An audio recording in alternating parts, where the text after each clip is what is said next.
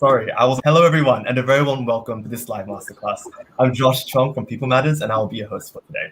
Let me start off by highlighting something that most of us are aware of, that HR transformation requires a lot of upfront work and strategy.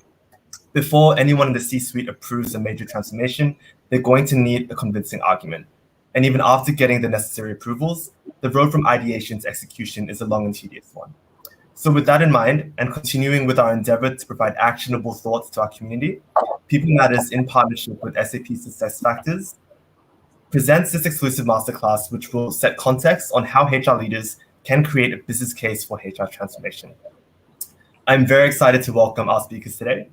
Our first speaker is Ben Eubanks. Ben is a HR industry analyst and influencer.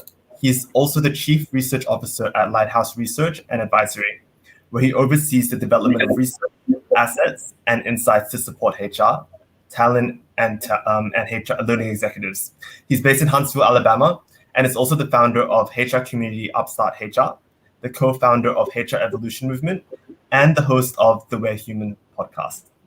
Welcome to this session, Ben. It's an absolute pleasure to have you on the masterclass today, and thank you for your time. Absolutely. Glad to be here, Josh. Cool. We also have with us Sujay Bhatt. Sujay is the HR Technology Strategy Advisor at SAP SuccessFactors. He is an experienced leader with new business and account management experience in consulting, cloud, and SaaS-based IT services across Southeast Asia, in countries such as India, the Philippines, Singapore, and China. Hi, Sujay. Welcome to this session. Looking forward to hearing your insights today. Thank you, Josh. Great to be here. Great to have you too. A very quick note for our attendees today. If you have any questions during the session, please feel free to share in the chat window. We will bring them up towards the end of the question during the 10 minutes reserved for audience Q&A. So stay tuned to the chat box and keep posting the questions you have for our speakers. Now, without further ado, let me hand over the mic to Sujay for a quick context setting before I can take my questions. Over to you, Sujay. Thank you, Josh. And thank you for all the audience who have joined us today. And I would like to thank Ben. It's rather late in the evening for you, Ben. Thank you so much for being here.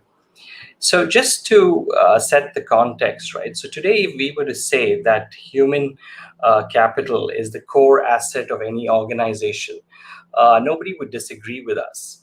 But if we were to look at it from a finance standpoint or an accounting standpoint and, ask, what are the core assets for an organization? And that list would be made up of plant, machinery, land, cash at bank, cash in hand, even equipment, the office furniture and the hardware, computer hardware.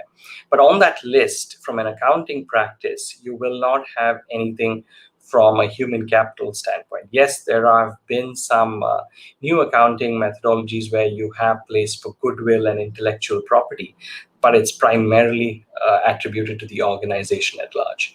And if you now shift to everything associated with human capital, right, everything is either an expense or an accrued liability.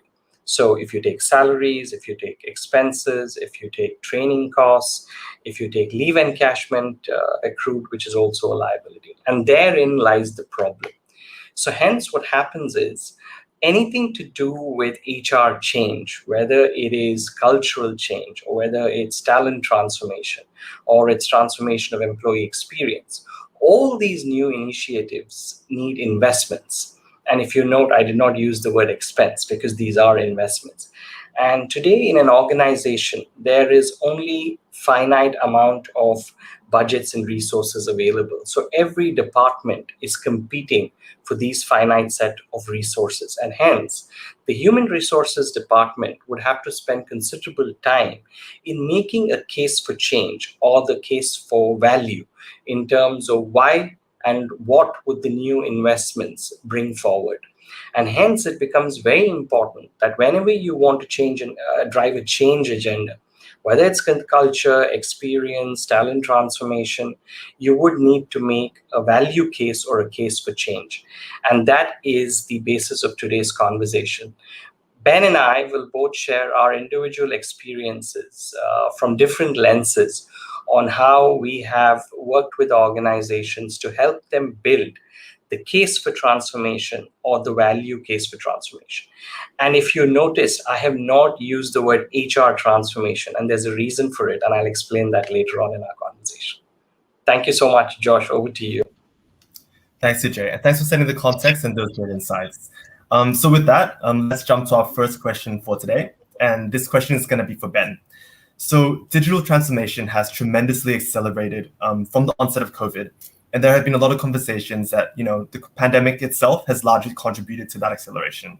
So how do you see the elements of digital transformation evolving through the three phases? So looking at pre-COVID, during COVID, and then now looking at the vaccine economy. So there's so many elements to this, and I can't wait to go back and forth with Sujay on some of these conversations because I can't wait to hear his inputs. One of the big things that I've seen companies struggle with when it comes to this conversation on digital transformation is they automatically start thinking about all of the things digital, and they leave out like the people aspect. They assume that all else is going to remain static and stable over here on the people side, and we're just going to change this process and everything's going to work as we hope that it will. And we all know, every single one of us knows that's has never happened in history, and it will never happen as long as we are in the workplace. There's always some other people aspect to these things, these changes you're making. And the phases that you just mentioned there, Josh, one of the things that I've been saying for the last year is, if there's a silver lining to this very dark cloud, it's that pre-COVID, a lot of companies made a lot of assumptions about the people, the talent, the resources they had there. If you showed up, you were okay. Your family was fine. You were safe. You were healthy. We made all those assumptions just because we had physical proximity to you. And in the last year, we had to kind of drop that assumption because we don't know what's happening. We can't see them. We're not around them, or we don't know that they're actually safe and healthy. There's been a lot of challenges and issues around that. And so I say that because I want us, and in the conversation, we're going to talk, Sujay and I are going to talk about, we're going to data, I'm sure, automation, digital, all these kinds of things.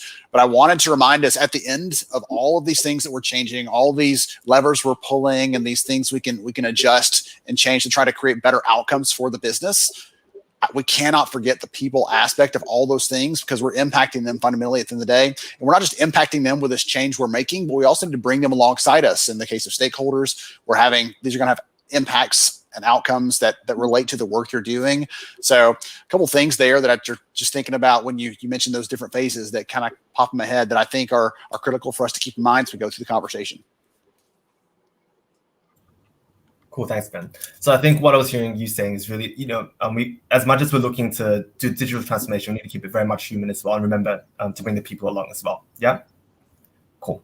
So great insights. Sujay, next question is for you. So you've been working a lot with organizations in strategizing their digital transformation journey. So what kind of expectations have you seen changing in leading their digital transformation agenda through pre-COVID times to now? And when the way we work has undergone such tremendous change. So I think one of the significant changes that we've seen is the velocity of the entire conversation around digital transformation. So pre-COVID, it was more a push conversation, and digital was more, a nice to have. The larger organization is going through digital transformation. So how does that percolate down into HR, right? But now what's happened post-COVID is the velocity of digital transformation we're seeing has increased. And now HR understands that it is no longer a bright, shiny object or, an add-on. And it is extremely important given what's happened around us. Today, employees are remote, they're virtual, and they're flexible, right, in the way they work. And to stress upon the point that Ben said, there has been a sudden switch off of the presenteeism culture.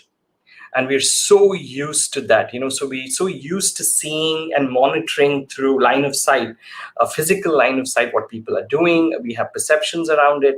But now you switch that off all of a sudden, and your reliance on your ability to connect, inform, and engage with your employees who you cannot touch and see becomes extremely important. And that's the reason the velocity of digital transformation has drastically increased now. But having said that, so that's one aspect of it. The other aspect of it is the conversations today are more around the totality of the experience that employees are having through different stages of their working day. right? Or the experience employees are having in the flow of work is becoming very critical. It has to be integrated. It should not be, different user experiences, interfaces. And how can you enable employees access data and information? Because, you are remote. How do you make things available for them in order to get their work done? Now, this may not be an HR topic, but it's very much HR, because if that does not happen, your employees are frustrated. You're in an uncertain environment. You're disengaged. You're not accessible to others who want to help you. So technology becomes kind of the a critical backbone in the situation that we are in. Okay. Thanks for those insights. Love the examples there. So my next question is for you again. So what are HR teams doing wrong? So I think wrong might be a bit of a strong word, but what are the pitfalls and when it comes to building a business case for HR transformation? Yeah. So I think there's no right and wrong, right? It is completely dependent on what works for your organization. What is your organization culture? What is the situation that your organization is in, right? And in a way, today, the different functions within an organization have to be completely in synergy with one another. So I don't call it HR transformation. It is business transformation, because when the marketing organization changes its brand strategy, you don't say it's a marketing transition, right? It's a transition or a transformation in business strategy. Similarly, when you do something else with the product, it's not a procurement or manufacturing strategy. It is product 2.1 or 2.0 or 4.0 strategy. So for HR, I think the challenge is, because we call it as HR transformation, so it immediately gets connected to, the HR department has to transform. No, it's about people transformation. It's about culture. It's about experience. So I think the nomenclature has to change. So it's not about HR, but it's about the outcomes, which is anchored by the HR department. So that's the first thing.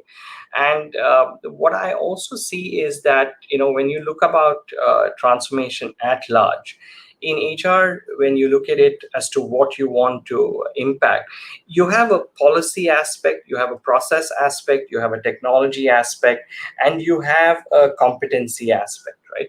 So sometimes when you're preparing these cases for change or a business case, you tend to look at each one of this in silos. And that's where the problem arises, right? So today, policy is downstream from what business strategy is. Your HR policies need to be executed. So the process strategy has to be linked with technology, because today processes are embedded into technology. And you don't build tech based on a process that you have. So it's coupled together. And then when you're doing new stuff, you have to get new competencies internally to be able to not only execute, but also scale. So today, often what happens is people look at each of these as silos in their case for change, and often tend to leave one out for the other. So I think the better way of doing it is to combine everything into your case for change. And plus all the other good aspects that Ben spoke about is, alignment to organizations and getting your stakeholders to champion your cause. So I think that becomes critical. Cool.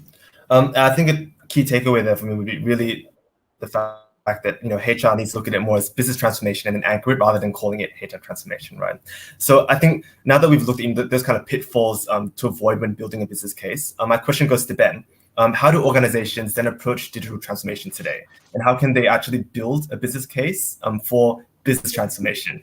What are the key dimensions they need to pivot themselves towards? Well, I think the first thing I can do is definitely reiterate what Sujay said around. One of the things that I always prided myself in when I worked as an HR leader was I was a business leader that worked in HR. I wasn't the one that said we are HR and we are our own little insular community and we make decisions in a vacuum. No, it was we are at a business level. We're making decisions about the talent resources, just like finance is making decisions about these other resources, these other investments. And so I definitely agree with you, Sujay, that that's a critical piece of it. One of the things you also said was like every company is unique. And I feel like a broken record because I say this every time I speak on any stage about anything. I encourage every one of you, if you don't know the things that your leaders worry about, the things that keep them up at night, the things that they are concerned about, I would spend a little bit of time before you try to make any sort of change, before you try to advocate for any sort of business case, that you spend some time with them and understand what those are, because you might hear some things in those conversations that give you ideas for leverage points, give you ideas for where they'd be willing to support and invest in this effort you're trying to put together. So that can't be overstated to share those kinds of things. One of the things that I'd love to say here, though, a way that we need to pivot as HR leaders, as business leaders, a way that we need to pivot is when someone else in the business is coming to talk about what they do and to bring some sort of evidence about the value they're bringing, they bring data to the table and use that as the basis of the conversation. And I've been guilty of this. I'm painting with a broad brush, but I've been guilty of showing up and saying, well, I think, or I feel, or we should, without ever backing that up with any sort of actual evidence that tells the story. And so having data on hand is a really critical element to having an impact, to building a case, to getting support for your cause. We've actually just finished some new research on organizations that are data oriented, is how I kind of put it. They're adept at using data to support talent practices. And the things they do are so different from companies that just say, oh yeah, data's a nice to have, or we'll report on it monthly, but we don't actually use this as a tool for making decisions and being proactive. For example, one of the things we found was those companies that are more data oriented, they actually, in their talent teams, they prioritize skills like consultative skills to be able to interact with the business leaders and understand their needs. Just like I talked about, 2 minutes ago, they actually prioritize that type of skill in their teams so they can do that in a better way. One of the other ones that popped up was if your talent team is data oriented and you're using that on a regular basis, you're much more likely to be a strategic partner that's again leading and proactive, not just someone who's chasing the rest of the group saying, hey, I want to chime in, let me have my turn. No, people are turning to you because they want your opinion. They want to hear what you have to say. So leaning on data, which seems, again, I love talking about data in the context of people because it feels like they're at opposite ends. Like we're a people-focused function. We're talking about data and numbers and evidence, and it feels like those two things are as far away as they can be from each other. But if we really get the data right, we can serve the people in a better way because we understand what they need. We understand how to do it in the right way. So we're not just making educated guesses. We're not just hoping we're going to land on the mark, but we know exactly where the target is and we can hit it every time. Cool. Thanks for that. So yeah, I think what you're saying is really that to build a business case, we need to be more data oriented, right? And taking that data from the people themselves. Yeah. Cool. So the next question for you again as well, Ben, is how can we start planning for the transformation? So how do organizations go about planning for the scope, timelines, and getting the right stakeholders involved for the transformation? So I had a chance a few months ago to talk to the head of HR for the Americas region for Takeda Pharmaceuticals, so a global company. They raced in Japan, and one of the things that they were walking me through is how last year, at the very beginning of the year, obviously they had no idea what was coming. They decided in March of 2020 to change their HR operating system fundamentally, and so they had gathered their stakeholders. They had got all the things planned out for this, and they made this radical change to basically every piece of how they touch the lives of their employees. A lot of automation, a lot more focus on data, but they had kind of a center of excellence model before that. And they said that it felt like it was too rigid for them. They weren't able to really meet those needs flexibly on a country by country basis or on a regional basis. They just felt like it was too structured, too rigid. So they broke that up and they had some things in that center of excellence model, like benefits, for example, but then they looked at other areas where they could say, how can we be more flexible on a local level? So one thing that ended up in that bucket was talent acquisition. So they can be really close to the needs and respond quickly to those as they came, because we know that's a very, very dynamic aspect of what we do. But they also had some areas they said, well, this isn't really a global thing and it isn't really a local thing. It's kind of in the middle. And so they set up these separate units to support things like analytics, which should be woven through all the things that we do and we touch in our practices, things like DEI and figuring out how to weave that into every practice and not just say, well, that's someone else's responsibility, but no, it's how do we make sure this is a part of every decision we're making across the board. And I love their story, because this all started when the business said, hey, you're not agile enough to help us meet the demands that our customers are requiring from us, and we need you to step it up. And instead of saying, well, that's just what it is, or we're only HR, we can't really do that. They made this radical change to the entire system of how they delivered every single service, every touch point for the employee life cycle, for their managers, everything else. And again, happen to do that right in the middle of the world's biggest turning point in terms of the pandemic. And in spite of those things and that timing, they said this was the perfect time for us to do that, because it allowed them, with the shakeup, all the expectations were changed. Everyone suddenly realized that this was going to change anyway, and it allowed them to really step up and lead in a way that they wouldn't have been able to do probably in a normal year. Their stakeholders were more receptive. People were more open to change. Things had to change anyway, and so why not this as well? So it gave them a chance to really open that door and step into it. And I would encourage you, we started out today talking about like pre-COVID, during, we're going to talk about that for years to come. But I'd say some of that uncertainty that we're not sure what's going to happen next, some of that is still here. It's still with us. And it allows you to, if you're going to make a change, it allows you to take that opportunity that's here for you, because it may never be here quite like this again. And so when the world's still kind of topsy-turvy and things aren't quite settled, that gives you a chance to step up and say, we're going to make a change right now for the better of our team and for the betterment of the organization. Yeah. Thanks. So yeah, really looking at how we can implement radical change, right, in organizations. So in line with that, Sujay, same question to you. How do organizations plan for transformation, and in terms of scope, timelines, and getting the stakeholders involved? Yeah. So I think Ben spoke about a very valid point. I call it the 5W approach. But the first one is you need a compelling event, right? To be able to do anything, right? There has to be a compelling event, and COVID has provided you this compelling event to get started. Now, so the 5W approach is pretty much when you start thinking about transformation, right? And I'm not using HR again. You could transform in different aspects, right? When you think about transformation, you need to understand the first W is why. Why do we have to do this? Not because it's the flavor of the season, because everybody else is doing it, but it has to be deeply rooted in a change either in the business operating model or the overall business strategy. It has to be linked back to business. And to substantiate that why, I go back to Ben's other point, you need a baseline. Even with kids today, the report card is a metric. It is analytics at a very rudimentary level, right? If you want to improve in a subject, you need to know where you are today. So baselines are very important, and those baselines help you articulate your why stronger to your other stakeholders, right? Because they're involved in this journey. So the why is very important, and then comes to the second, which is the what. What do you need to do based on where the business is going? So the linkage has to be back to business. Now, this what depends on a number of situations that even Ben spoke about with the specific client example that he provided.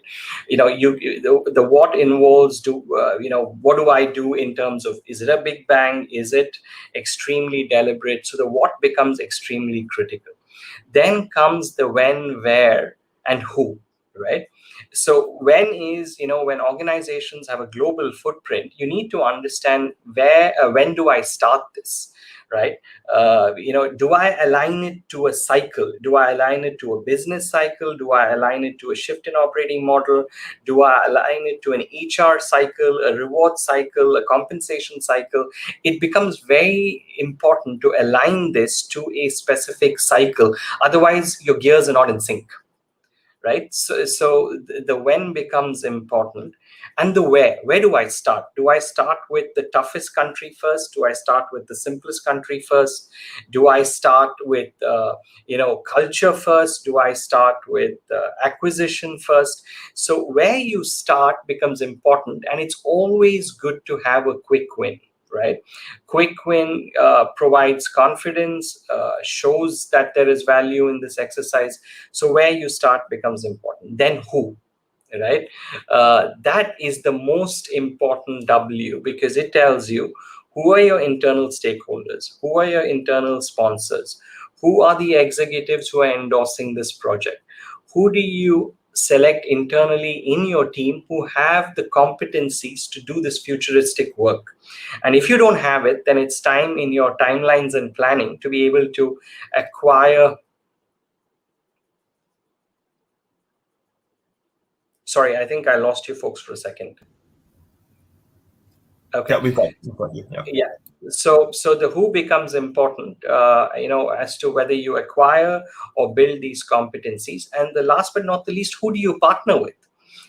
Which is the consulting organization that has seen the movie before, knows who walks off into the sunset, and who is neutral, right? So that becomes very critical. So that's pretty much the 5 W's to plan, how do you go about the transformation journey. But what's important is the destination is important. The journey is also equally important. And where you start is also equally important. So everything is important. Thanks for I don't know sharing if I that. answered that question directly, but nevertheless. Yeah, absolutely. So I think for you, it was really tying those 5 whys into the planning, right? 5 W's. Yeah. The 5 W's. Sorry, 5 W's. So yes, moving on to the next question for Ben. Since transformation comes with a lot of changes, how do we ensure continuous organizational improvement along with the transformation that we're leading? So how should organizations communicate with employees and stakeholders who will actually drive that message and change? Oh, goodness. This feels like the answer that we all know. Like if you went to college for business or for HR or something like that, you know the answer. The college answer is like, well, communication and change management. That's the answer to all questions, right? When it comes down to trying to solve for some strategic initiative. But I'll go a layer deeper than that. So I had a chance today. I talked to the head of HR for a global organization, and we were talking about their recent implementation of a piece of software. And I said, what are the things that make these fail for you in your experience? You've done these. And he gave me 3 answers that I think are so applicable here and so relevant, especially after hearing some of the things that Suchi had to say, because he and I had no idea what you were going to share. I'm actually making notes on what you're sharing, Suchi, because I love the 5 W's. But some of the things that he talked about kind of tie in with those. Number 1, he said, the biggest issue is just change management issues. We take it for granted that people are going to accept this change. We take for granted that things are going to be easier than they are. And we forget that people are people and messy and sticky. And it's really hard to make things go as smoothly as we want them to. Creating a beautiful chart in, a visual in Visio or a workflow about here's the milestones and here's how it's all going to work. And the day you start, something changes. Something's going to be modified or corrected. That's not going to even be reality anymore. So that bigger issue of change management is the biggest one. The second one he talked about was the champions we have internally that are driving this. So some of you listening right now, you are that champion. You are wearing that badge. You are the superhero. You're leading the charge. But it's so critical to also have a coalition around you that also have a stake in this, that also believe in this, that also are driving through whatever channels, whatever influence they have to make this a priority and to make it happen. I think that's so critical. We sometimes think, well, I don't think any of us have enough energy and passion and excitement to just drive that across the finish line ourselves. So we've got to have people around us that also can see that vision we're casting and want to come alongside us. And the last one that he mentioned, I think is so critical here too, is scope creep. We think, okay, I'm going to change everything. Let's just light it all on fire and start from scratch and build the most amazing method that's ever been done. And the truth is that takes a lot more money and time and resources than any of us have. None of us have that much at our disposal to be able to pull that off. And so being very deliberate about these are the places we're going to start. And again, Sujay mentioned that a minute ago. For your company, think about where that is. Do you want to? We're going to stage this in a more agile approach. So after that first phase, we're going to say, hey, this worked. This didn't work. We're going to take some lessons learned before this next phase. Before we kick that off, we're going to adjust and iterate just a little bit so that we don't just bet the whole thing on that one big bet and hope that it pays off in the end. That's a big risk, and that honestly not just a risk for you, but it's a risk for your organization, your team. Most leaders don't want you to make one big bet and hope that it all pays off and works perfectly like you hope it will. So those were some of the things that popped in my head that came up today in a conversation I thought were so relevant to this, because they tie in with some of the things that Sujay was bringing up, and they also are just great lessons for us if you're doing a transformation, as we're talking about now, if you're thinking about technology, if you're thinking about some other project or initiative that you're going to kick off to support the business. Those things are always going to play a role in some form or fashion. And if you can think through those before you start, think through what might happen, what might cause an issue or cause a failure in the long run, that'll help you to plan a better project and deliver better results. Thanks for sharing, Ben. And yeah, I think as much as we can plan and plan for a successful delivery, it's always making sure that we have that coalition team with us to to navigate and be agile when things change, right? Cool. So the next question now is for Sujay. So we'd love to hear some of your key learnings in helping organizations structure the value and business case for business transformation, but focusing on HR technology. So yeah, we'd love to hear your thoughts on that. So HR technology today is really front and center when you're talking about HR transformation, because it is critical, right? You can have the best policies, but if you want them to go beyond the paper that they are on, it depends on execution. And when you have scale, technology becomes extremely important to be able to execute in scale with agility. But some of my learnings have been that organizations need to, and this is something that we continuously talk about even with prospects and with our clients, is a mindset on re-engineering, right? So when you are looking at new technology, it kind of gives you a carte blanche to be able to adopt the best practices and what's happening in the market there. Now, more often than not, we hear situations where companies want us to recreate existing processes into new technology. Now, which is good if it revolves around regulatory, statutory compliance and rules of the land.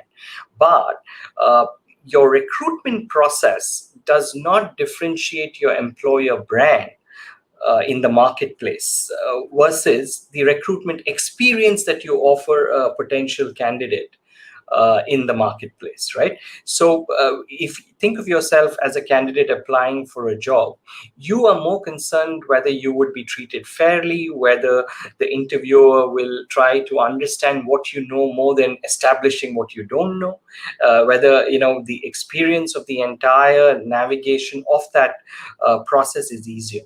You're not hung up on the process steps. So today, organizations I see lay a lot of emphasis on the process and replicating processes, and the focus instead should be on changing the outcomes of that specific process from an experience standpoint, or from a key KPI or a metric standpoint. So the emphasis more on the outcomes rather than the resources required to get those outcomes. So that's the other aspect.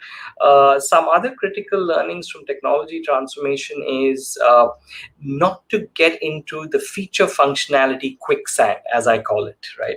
Because once you're in that, everything you do, you're just going to get deeper into it. Because today the feature functionality lists of technology runs so deep that you need to be very clear what is it that you want first. So if you start with the approach saying, give me all that you have and I'll cherry pick what I want, versus I have analyzed my needs are around this, now kindly map what you have to these specific needs.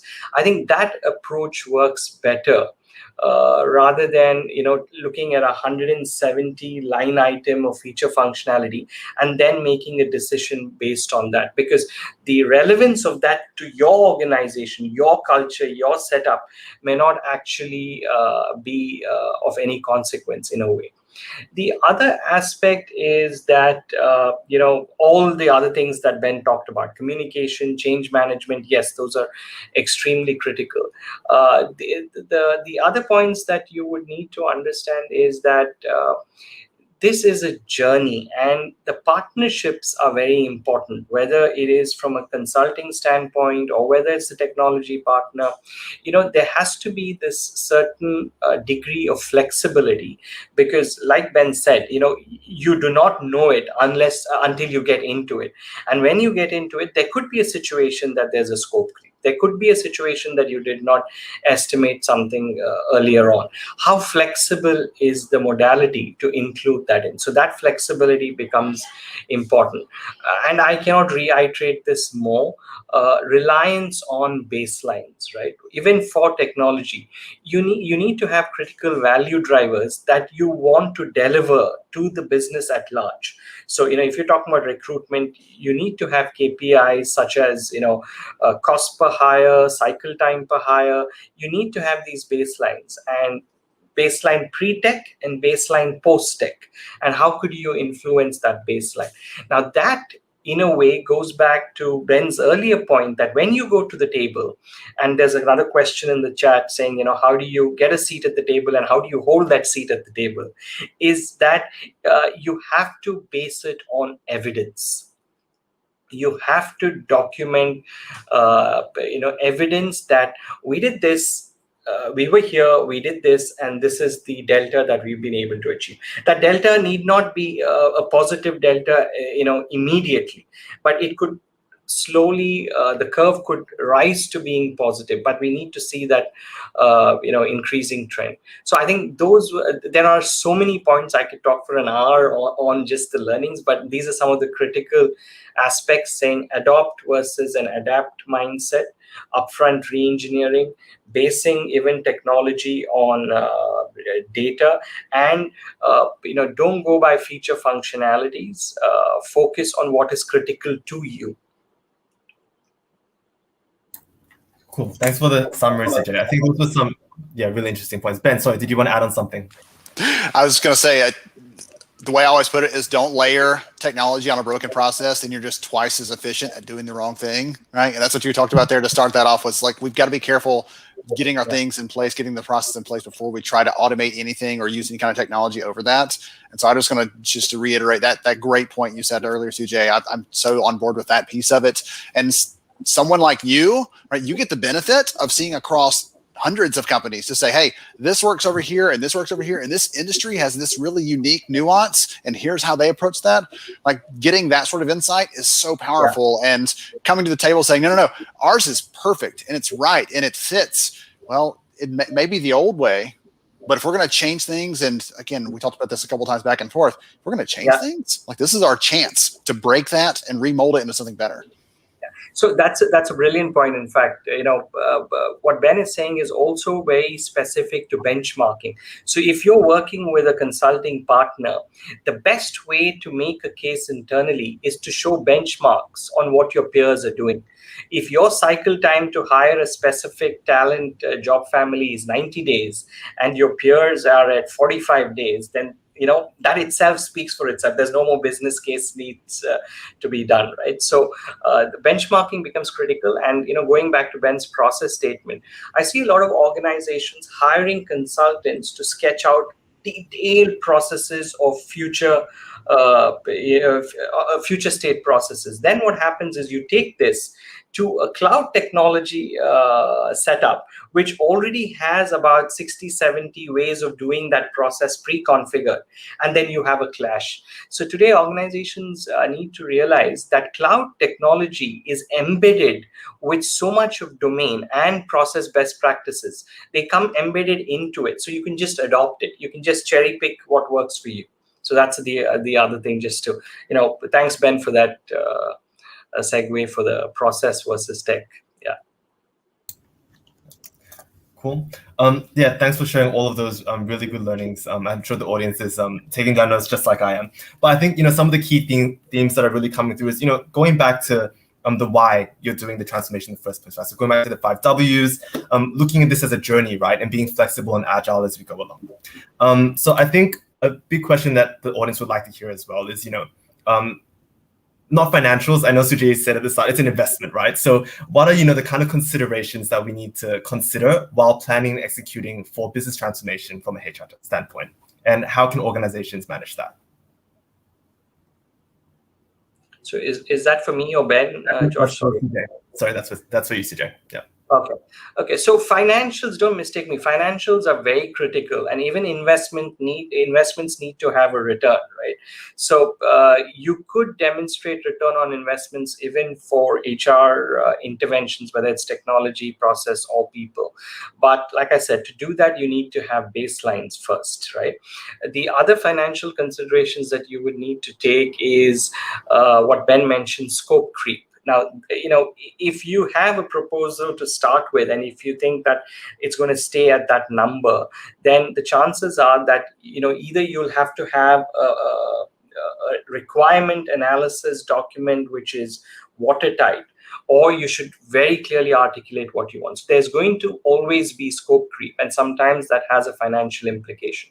The other financial aspect that would become very critical is the amount of time and effort that internal resources have to allocate for this. Right, so it's not just the invoices and the proposals and the fees from license and implementation and things like that.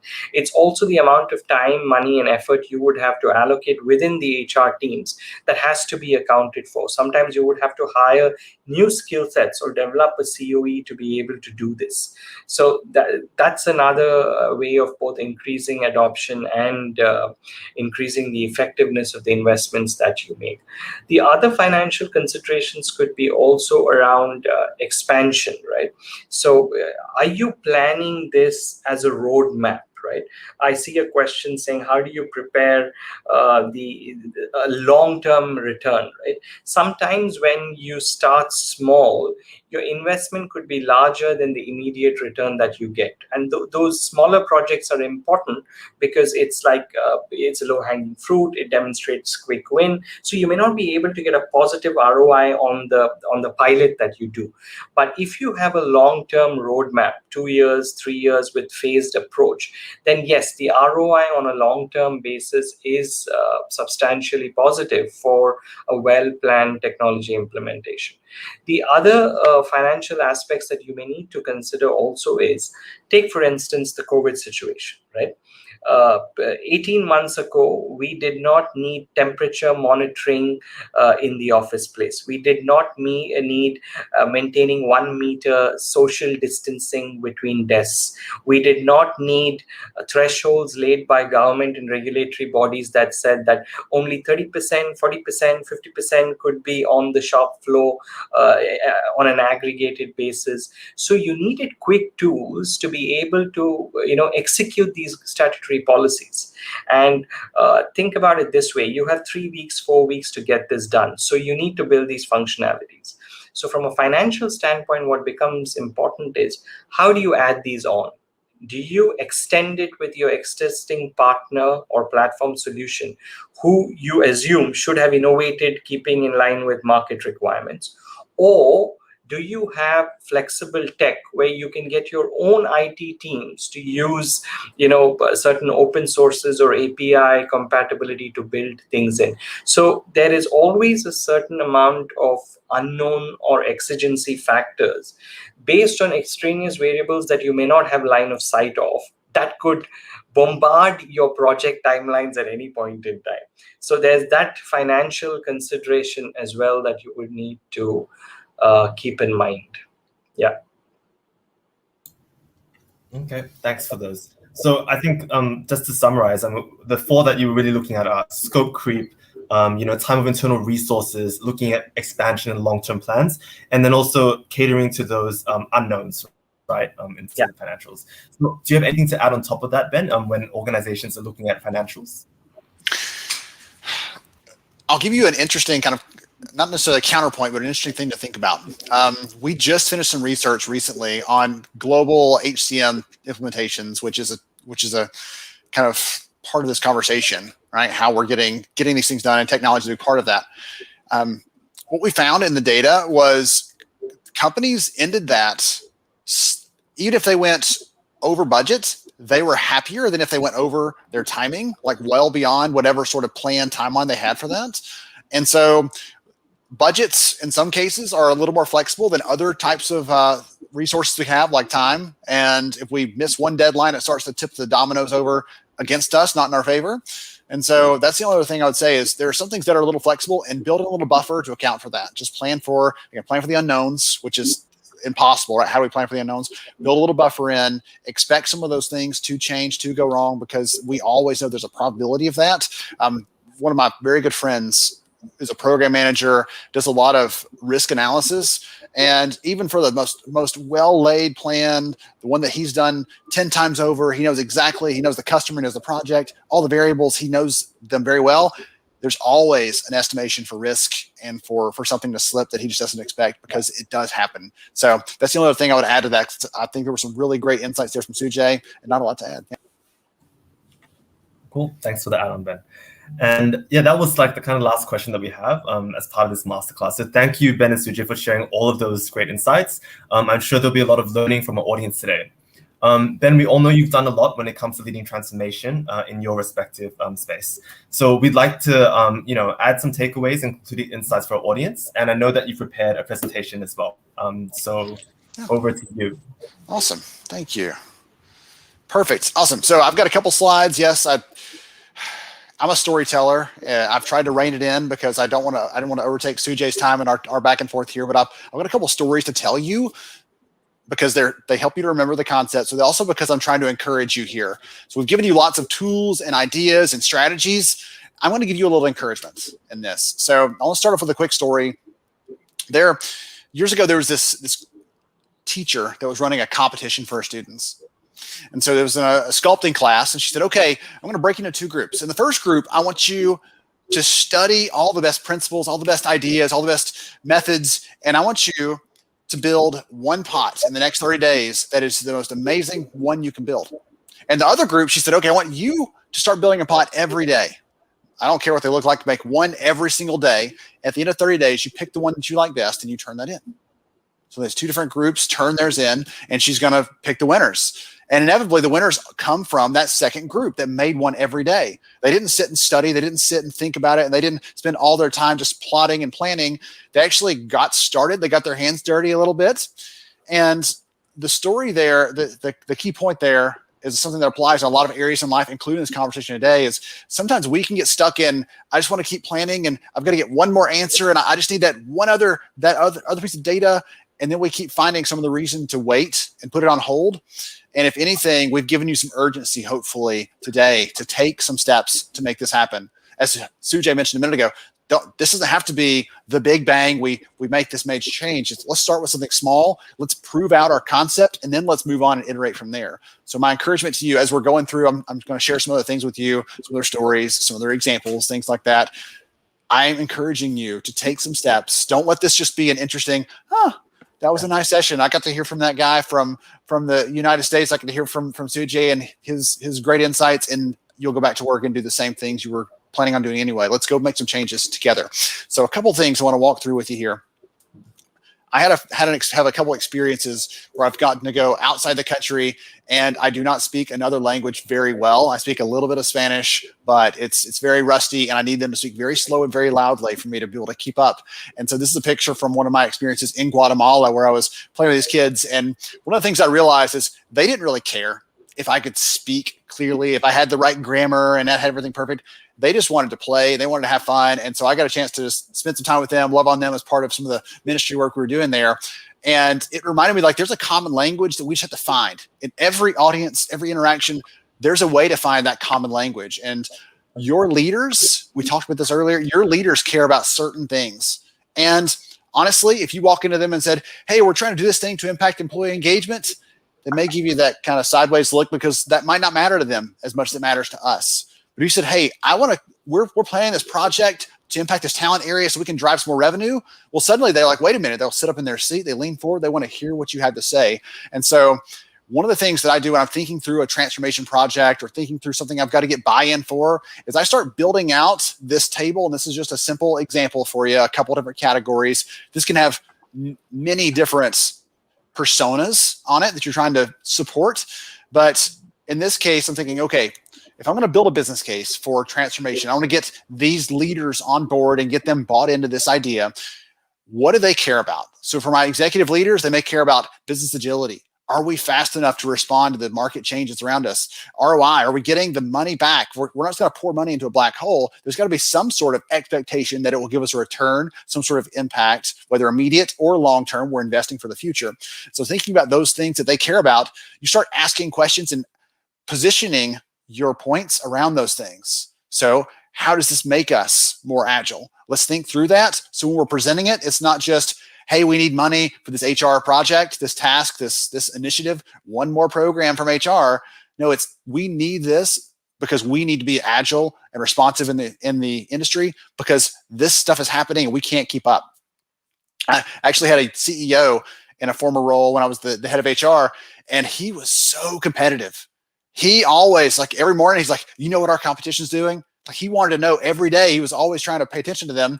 And so if I was trying to get him on board with something, I would actually pay attention to the competition and figure out how they were doing that, how they were approaching that. So I come back to him and say, you know what, this is what they're doing.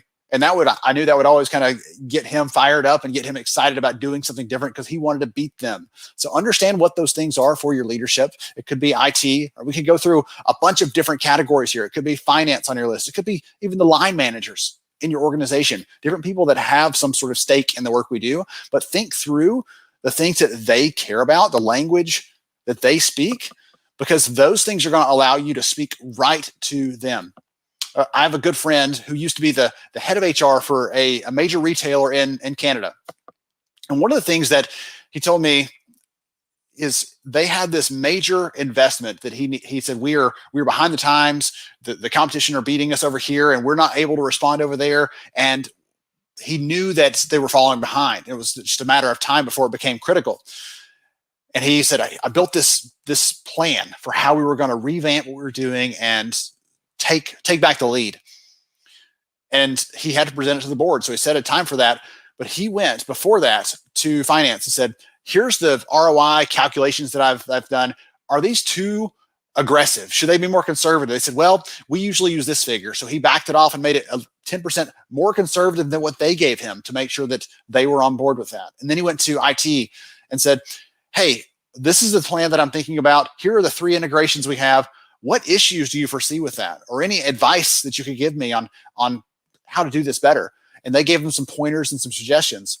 When he shows up to the actual board meeting and the board's there, he presents his case and they turn to IT and they get the thumbs up. They're like, yes, we're with this. They turn to finance and they give them the thumbs up because they've already heard this and approved it.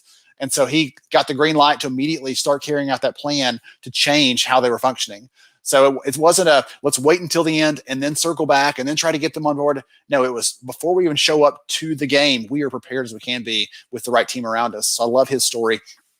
And 3 quick things to wrap this up because I know we're coming close on our time. 3 things that I want you to remember. We talk about digital transformation. And when I think about it, these are some of the things that I think are the core elements that really help me to wrap my head around what we're going to get out of it. So number 1, data enable change because they help us to make our case. They help us to tell our story. They help us to show what is and what isn't and what could be. Data help us with those things, but it's also an outcome. Imagine if you're doing things with paper or you're doing things that are very manual or you're doing things that are not tracked in a single system, you're missing the chance to really see the clear picture of what's happening in your organization. And it's hard to improve something if you can't measure it. If you can't see what's actually happening, there's no clarity there. So data is not just an enabler of this, but it's also a potential outcome if you get a good process in place and you in this transformation discussion, and suddenly you can see what's happening across the organization. The value of automation, we always think like automation is great because it just does something that we don't have to do anymore. But our research shows that the real value of automation is what it allows us to do next. This task is handled. Well, suddenly I get to step up and do those things. When I make my to-do list and when you make yours, like I've got to do these things. And down at the bottom of the list are those big strategic things. How to become a great place to work? How are we doing in terms of our focus on diversity, equity, and inclusion? How can we become a company that people want to come and work for? we never quite get to the bottom of that list because we're always churning away at those other things. And automation helps us to take care of those things so we can focus on the bottom of that list and really deliver better value to the company and to our people. And the last one here, agility comes in so many forms. I believe I heard Sujay mention agility earlier. It's one of the conversations I love talking about because we did some research last year. If you can't tell, I'm a researcher. I'm a data nerd by heart. So I apologize for that, sort of. I also am totally, I'm not apologetic about it. So anyway, last year we did this research on business agility. And I will tell you, I fully expected us to see, 60, 70% of companies say that their HR technology played a role in that. I was really hoping to see a number that high because that's a great headline, honestly, for the research. When I got the data back, I started looking at it and I had to double check it twice because I thought I was misreading it. When I looked at the data at those companies that said, we are agile, we are future ready, we are prepared and resilient for what's happening around us, and we're prepared for whatever's going to change next. We looked at that set of companies. We said, okay, how many of those companies say that their HR technology is a critical enabler of that agility? It wasn't 60 or 70%. It was 97%. 97%. So the work we're doing is so critical and it's so important. And I'll go back to the very first thing. I'll wrap with this. The very first thing that Sujay and I talked about today, like this is not just an HR thing. It's easy to get wrapped up in the world that we live in and the things we get to do. But this is really about enabling the business, and the tools we're using in HR enable greater impact on the organization. And if 97% of companies that say they're ready, that say they're prepared for those things, agree with that, that's not all of them, but statistically, that's pretty darn impressive. So those are a couple of things I want you to remember, to think about. We have so much. Again, I can rattle off data points and share stats with you and everything else. I'm hoping in the last few minutes I've given you some encouragement, some inspiration that this is not just possible, but it's probable if you have the right tools and you have that right attitude to go and lead in that way. All right, and that's it for my slides. That's it for this portion of the session. Back over to you, Josh. Thank you, Ben. Thanks for those insights, and love the call to action and really challenging everyone here to not just listen, but to take away all of these insights and put them into action. So the last segment that we have now is Q&A. So we've got quite a few questions coming in from the audience. So I think the first one that I'd like to open to Sujay and Ben is, how can we help top management understand HR transformation is the first priority in the company? So I guess we've touched that a little bit during this masterclass, but would love to hear your thoughts. Do you want to go first, Ben? I had a couple different thoughts immediately. So one of the first thoughts was, what if it's not your biggest priority? What if the company with the leadership has other bigger priorities? Well, if you think it is, if you believe that this is the priority that should be at the top of their list or near the top of their list, you've got to build that fire so big they cannot ignore it. You've got to really, we talked about some of these things, gather your data, tell your story. I told you, you have to understand what drives your CEO, your key leaders. You have to understand what things make them tick, the things that they lay awake at night wondering about and stressing over. Because if those things tie in with, and virtually every business process, every business challenge has a talent lens to it. That's the good thing about the work we get to do. If there's a way for you to weave those stories together, then absolutely I would encourage you, tell that story, use some evidence, really build that up, build that case so that you can do that. I think that's a good point. What about you, Sujay? Any thoughts for you that kind of tie in there? Yeah. So I think the people agenda for any organization, right? Not only pre-COVID, post-COVID, at any point in time, from the time, let's say when my grandfather or my father were working, right? It's always an agenda which is front and center, right? Because at the end of the day, you need people to execute on whatever policies are designed. Now, if those people are poorly equipped, if they're not engaged, if they're leaving too quickly, and if they're not sharing with one another, then the entire execution of what you want to do with plant, machinery, and capital is not going to come to fruition. So people, like it or not, are a very integral part of any strategy execution, whether it's on a Formula One team, whether it's on an organization or on a football field. You cannot, discount that agenda point. So it depends on how much of data you provide to evidence in action. So if you were to show that this is the state we are in, we can continue to do nothing. But if we continue to do nothing, this is the repercussion. So the cost of doing nothing has to be demonstrated for people to start doing something about it. So that's the other way of looking at it. Cool, thanks, Sujay. And the keyword came out again, data, right? So I think we had another question from the audience about data. So how much can one rely on data while preparing the guide or the plan for transformation? Yeah. I think so this is I was answering some of those questions when Ben was sharing his last takeaway, 3 takeaways. So I think, I come across this challenge in a lot of the cases that I work with where, I love data as well, just like Ben, and I love to pore over spreadsheets. So, I have these complex sheets of data requirements in order to prepare quantitative ROI and things. And in more often than not, organizations say that they have challenges with accumulating that data. So that in itself is your first cause for concern, because the data that we are asking for, any consulting firm would be around your baselines. Now, if you're having challenges gathering data on baselines, just imagine what happens is if you get called to a leadership meeting on short notice with the same data requirements, right? So that's your first driver. Now, the other place that you can rely on for HR data and data where you can do amazing analytics on is one data point that has to be sacrosanct, at least 99.9% sacrosanct in any organization, is payroll data.